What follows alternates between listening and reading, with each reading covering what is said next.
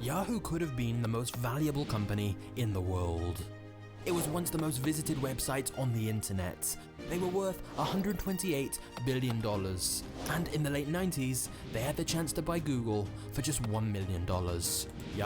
The fact that Yahoo could have bought Google just for $1 million back in the day, which is pennies on a dollar still, by the way, is a pretty well-known thing in the business world. But the funniest part about that situation is, when you ask the people now who were in charge back in the day of making the decision, is it a good idea to buy Google or not, and they decided on no about that, they get pissed. Because this is a thing that these people get asked pretty often, and they constantly get reminded that they thought that Google is worthless. And yes, their decision was based on the idea that they thought that Google is completely worthless back in the day, that it's not gonna achieve anything.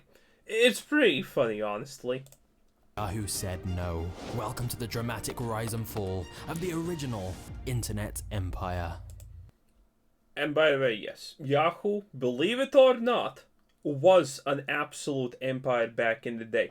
It was the first thing that people used. It was one of the first websites that made it big. Everyone knew about it. Everyone was using it. But that was back in the day. Nowadays, most people just use Yahoo to make email addresses to use for run escape botting, which is fine in my opinion and a valuable resource on its own, but kind of a huge fall from what it used to be. Yahoo News, especially Yahoo Finance, still actually kind of useful, but everything else about Yahoo kind of sucks. The rise. Imagine a world without Google. You want to find something on the internet, but how? Well, back in the 90s, before search engines, the internet was an unorganized mess, which is why two friends at college, Jerry and David, made a list of all the websites they liked, a directory of sorts, divided into different categories. They then forwarded this list to some other friends, who shared it with their friends, and they shared it with their friends, and before long, this directory was getting thousands of views. However, this was never meant to be a business. Jerry and David had just made this directory for convenience to keep track of their favorite sites all in one place. And the funniest part about this, that this is such a difference in perspectives from now and back then. Now people make only sites and things like this to try and make money, to try and become the next big thing. A lot of these companies that could have made it big back in the day, 20-30 years ago. They started a lot like this. Just some random dudes making something that they found useful for themselves, and then it turns out, oh, people want this. Let's start monetizing it. Let's start making money. And bam, suddenly you have a goddamn empire. This is how it happened back in the day.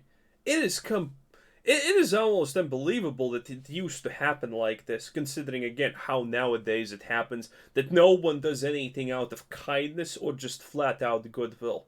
How the times have changed, huh? They'd simply called it Jerry and David's Guide to the World Wide Web. But then in 1994, Netscape launched a web browser called Navigator, which loads of people started to use. And the creators of this browser put a link at the top to Jerry and David's directory. Yup. This meant that within a few months, their directory was getting millions of views.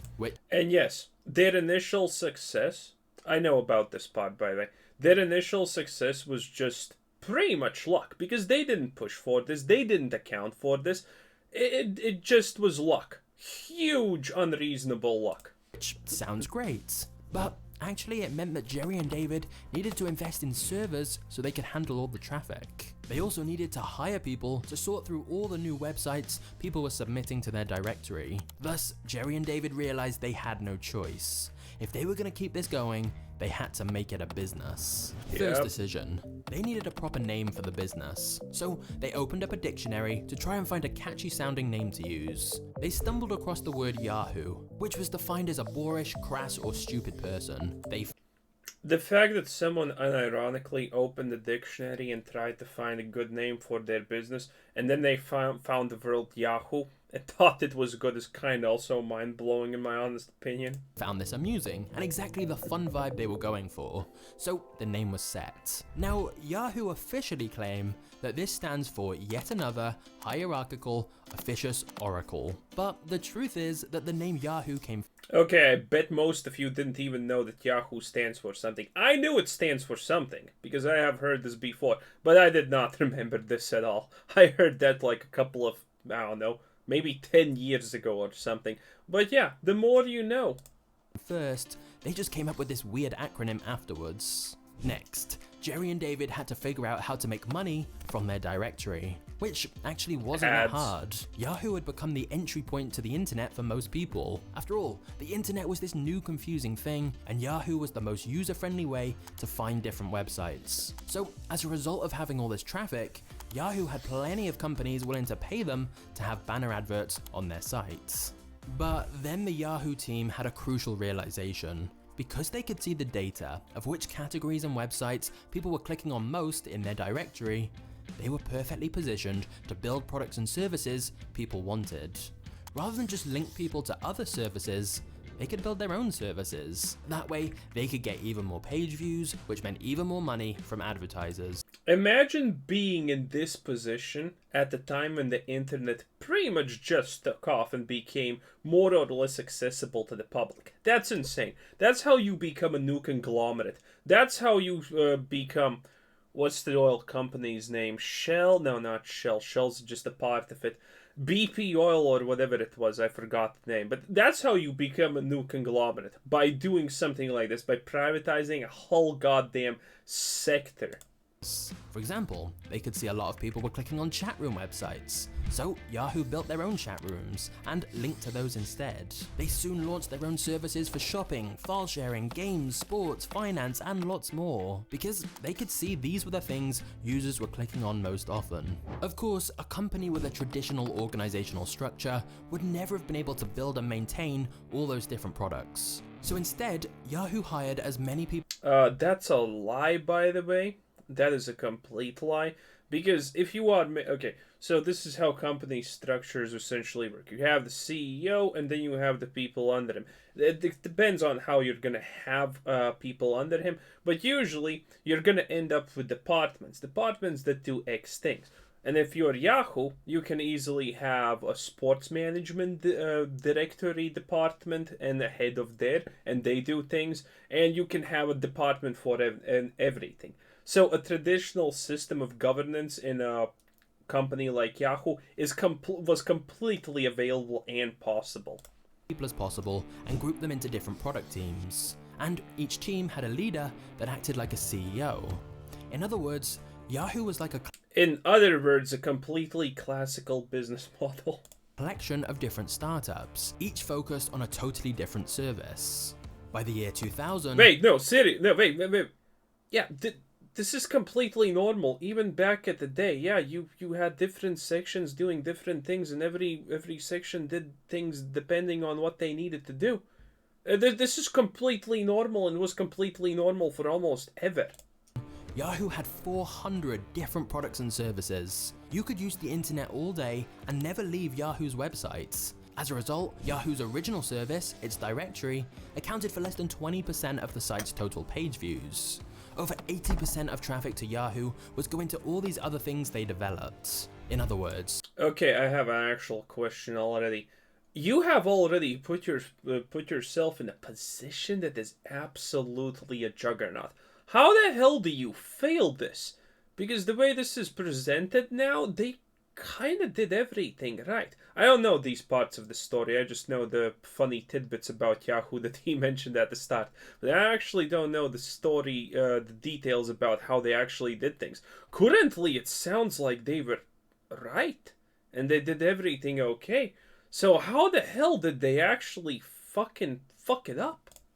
Yahoo was no longer just a directory for the internet. It was the internet. Yeah, that would be the goal. That would obviously be the goal. So they did everything smart. You needed all in one place. Yahoo had only been started in 1994 by two friends in their college dorm room, and yet just 6 years later, it had a market cap of $128 billion. Yeah, nowadays, how much would that be like? I don't know, $500 billion or something? No, I have no idea. But it would be a lot more now, you know? A lot more. Close to it, probably close to $1 trillion. Making it the largest internet company in the world and one of the fastest growing companies in history. But during Yahoo's rapid rise, two students with their own startup had come to Yahoo and offered to sell them their business for $1 million. Google. Which was virtually nothing for a giant company like Yahoo, but they declined the offer. Unfortunately for them, that little company they turned down was called Google, and that decision, the best search engine in the galaxy, and let's face it, it probably owns a part of our soul at this moment, so I praise the Google overlords. Don't know about you, but I want to be safe. not to buy them, was about to change everything.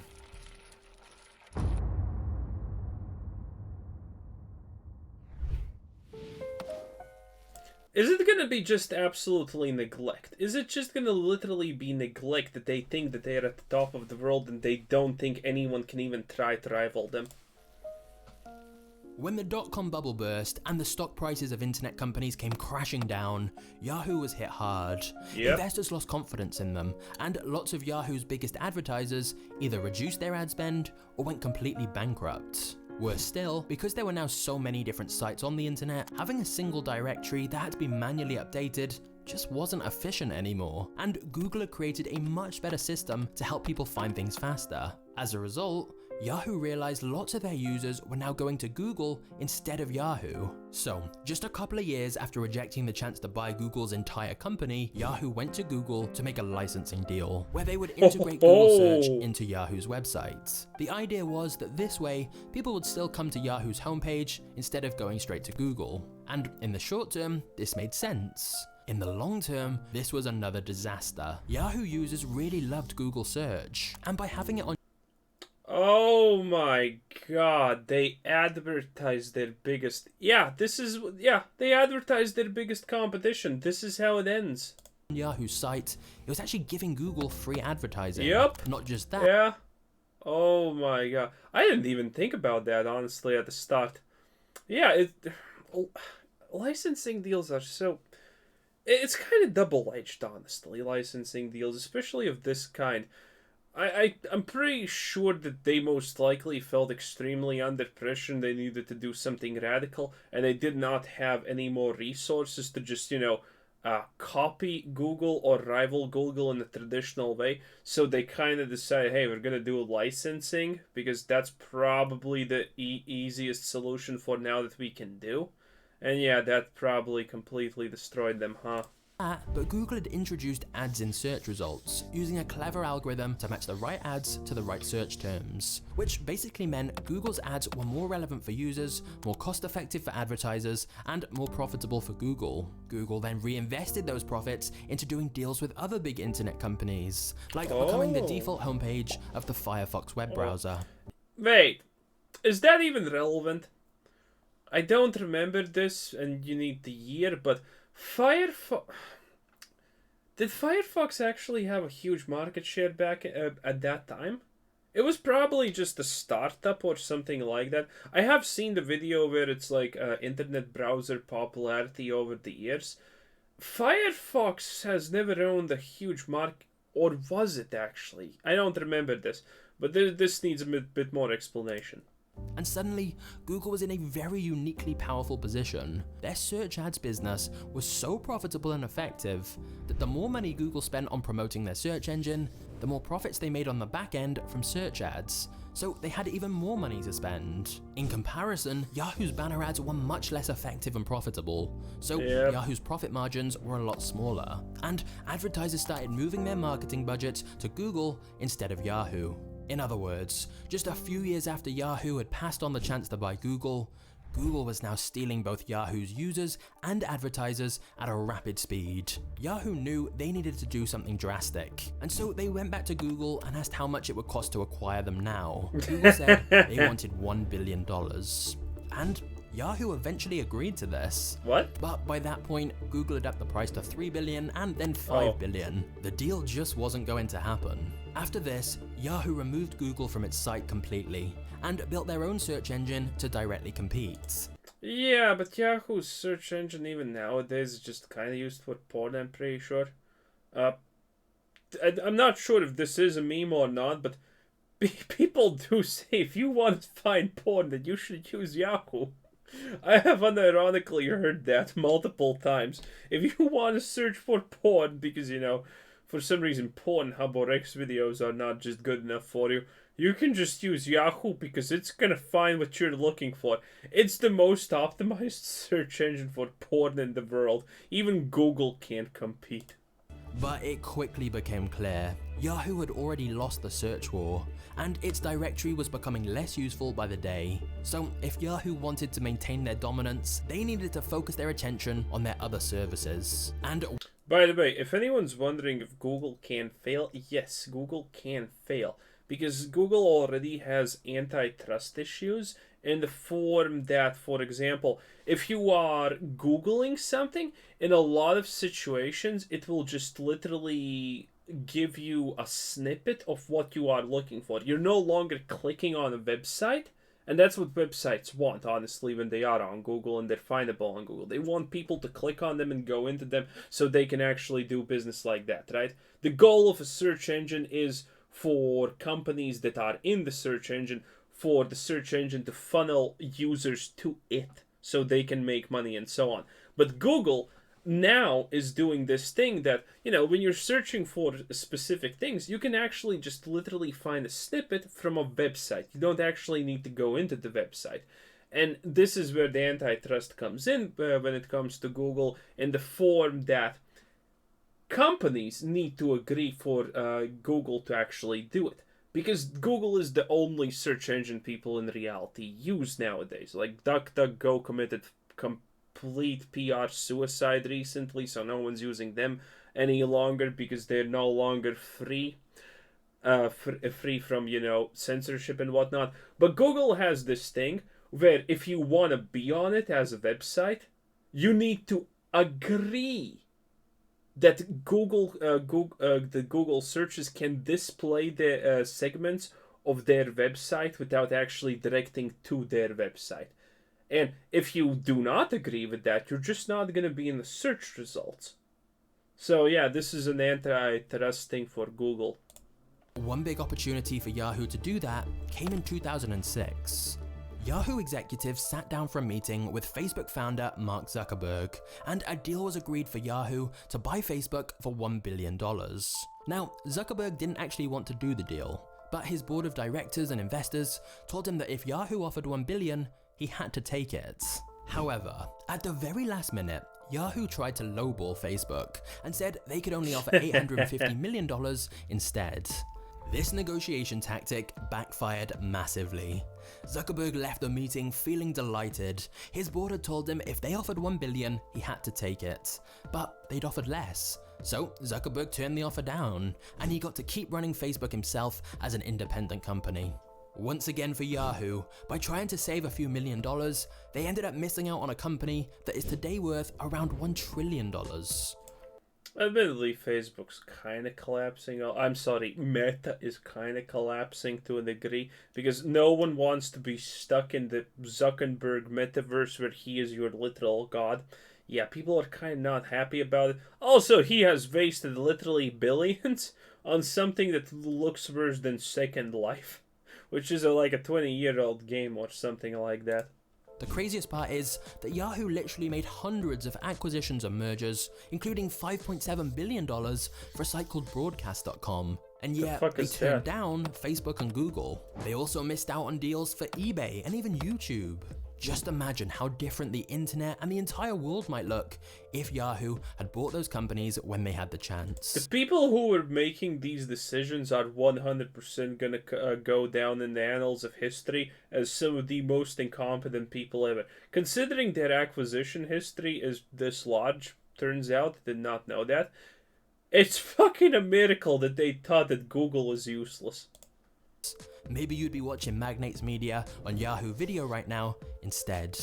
But let's pause for a moment. It's very easy for us to look back at these mistakes with hindsight, but at the time, these were just small companies in a sea of countless other small companies. True. Even if Yahoo had bought Google, Facebook, and eBay, there's certainly no guarantee they'd have gone on to be so successful. Because the most crucial reason for Yahoo's decline wasn't really external competition, it was the giant mess happening internally. An employee at the company wrote a memo listing all of the problems Yahoo needed to address.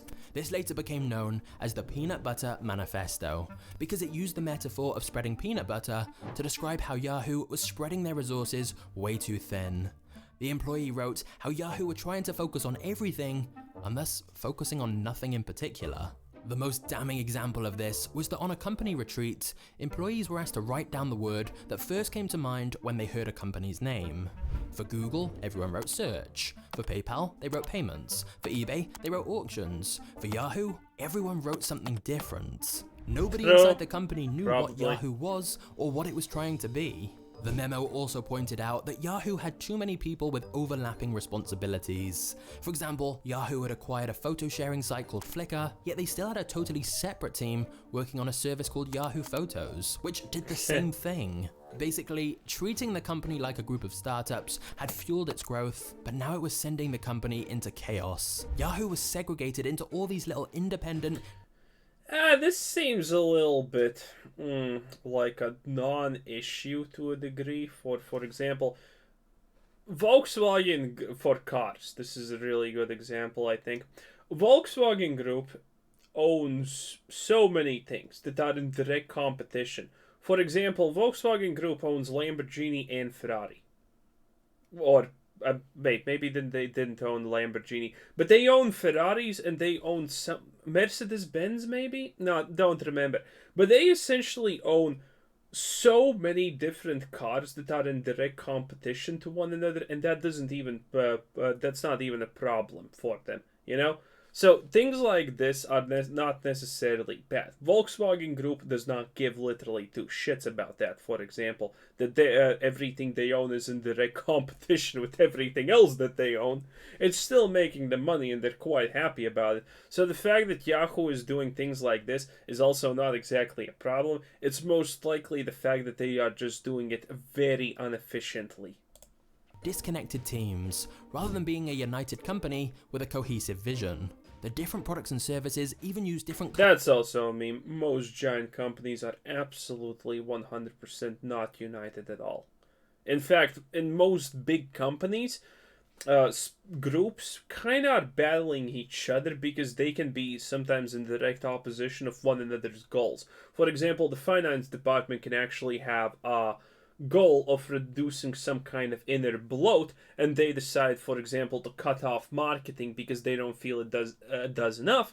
But marketing kind of needs that money, otherwise they're not going to fulfill their own goals, so they go at each other's throats, you know? Different departments can go against other departments in your company because they can severely negatively impact one another. It's completely normal. And for big companies, it's pretty much a way of life. Code systems had different designs and colors, and most of them weren't integrated well with each other at all. And yet, despite this giant mess inside of Yahoo, in 2008, they were thrown a lifeline. Microsoft offered to buy them for over $44 billion. Damn. Microsoft felt they needed to join forces, or else Google was going to become too powerful. But Yahoo turned Microsoft's offer down, saying that it undervalued their potential. Just a few months later, they would come to regret that decision too, as their share price plummeted further and the company's value dropped to $14 billion. Why, less though? than a third of what Microsoft had offered. One of the biggest reasons for this was Yahoo's lack of direction and its revolving door of CEOs. In 2007, Terry Semel was CEO. Then 2007 to 2009, the original founder Jerry Yang took over. From 2009 to 2011, it was Carol Bartz. Then Scott Thompson took over and lasted just the first half of 2012, before Marissa Mayer came in during the summer of 2012. That's 5 CEOs. I literally have never heard of any of these people before. In 6 years. Nobody could agree on who should run Yahoo, and when each new CEO didn't get fast results, they switched to someone else, which just created even Okay, doing, by the way, something like that is pretty much suicide, because you need to understand, every person who is a CEO most likely has an extremely different opinion how things should be, 1, run, 2, done, 3, what you should actually be focusing on. So the fact that, for not even a year there is one CEO that pushes the company in a direction, that is devastating. Because a lot of people who are CEOs are smart enough to understand one thing. If you want to change how something works, you need to invest a little bit of time to actually make that vision happen. Okay? So, if one guy is not a CEO even of a company for, well, less than a year, he starts to make these changes, but these changes are not done. Then comes a new person who has a completely different vision, and he starts making changes in that direction. So essentially, for half a year, you have only wasted resources and changing the company in something that was never fulfilled, and then you need to change it again. That's essentially suicide to a degree. More chaos. It's reported Yahoo changed their mission statement at least 24 times. Yeah. Precisely. That And mission statement is just a fancy word for that. Thank you. Thank you. Magnates me. You're good. I like you anyway.